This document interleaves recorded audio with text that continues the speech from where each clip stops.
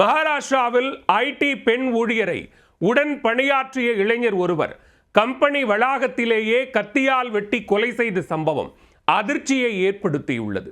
கொடுக்கல் வாங்கல் பிரச்சனை, கொலையில் முடிந்ததன் பகீர் பின்னணி என்ன? நெஞ்சம் உண்டு நேர்மை உண்டு ஓடு ராஜா திரைப்படத்தில் வரும் இந்த காட்சியை போன்று ஒரு கொடூரம் மகாராஷ்டிராவில் நிகழ்ந்துள்ளது.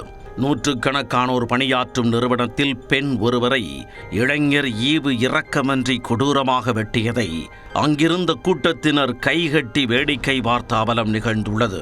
கூட்டத்தில் யாரேனும் ஒருவர் தடுக்க முன்வந்திருந்தால் கூட இளம் பெண்ணின் உயிர் பறிபோயிருக்காது. மனிதநேயம் மரித்து போனதில் நடந்தது என்ன?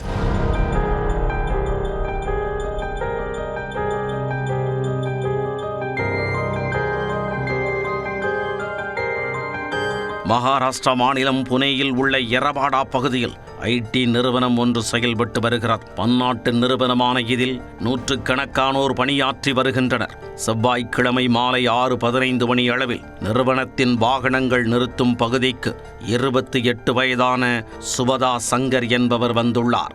அப்போது அவரை பின்தொடர்ந்து வந்த இளைஞர் ஒருவர் அந்த பெண்ணை தடுத்து நிறுத்தி வாக்குவாதத்தில் ஈடுபட்டுள்ளார். திடீரென தான் மறைத்து வைத்திருந்த கத்தியை எடுத்து அவரை சரமாரியாக வெட்டியுள்ளார்.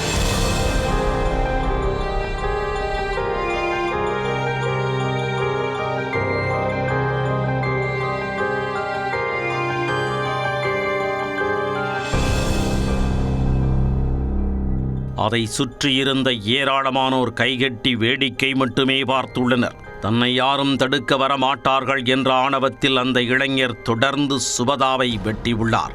சிறிது நேரம் கத்தியுடன் இளைஞர் உலாவிய போதும் அங்கிருந்த யாரும் அவரிடம் நெருங்கவில்லை.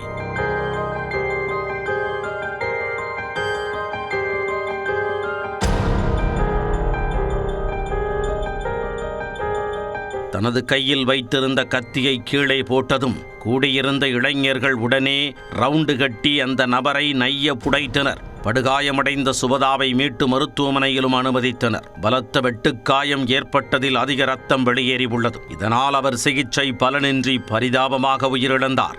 இந்த சம்பவம் தொடர்பாக வழக்கு பதிவு செய்த போலீசார் 30 வயதான இளைஞரை கைது செய்துள்ளனர். அவர் கொலை செய்யப்பட்ட சுபதாவுடன் பணியாற்றிய கிருஷ்ண சத்யநாராயணன் என்பது தெரிய வந்தது.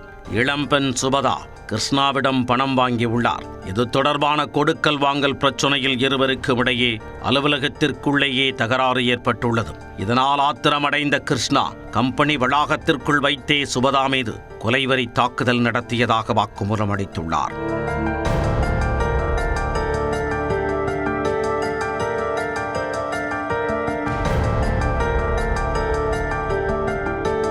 ஐடி பெண் ஊழியரை உடன் பணியாற்றிய இளைஞர் ஒருவர் கம்பெனி வளாகத்திலேயே கத்தியால் வெட்டி கொலை செய்த சம்பவம் மகாராஷ்டிராவில் அதிர்ச்சியை ஏற்படுத்தியுள்ளது.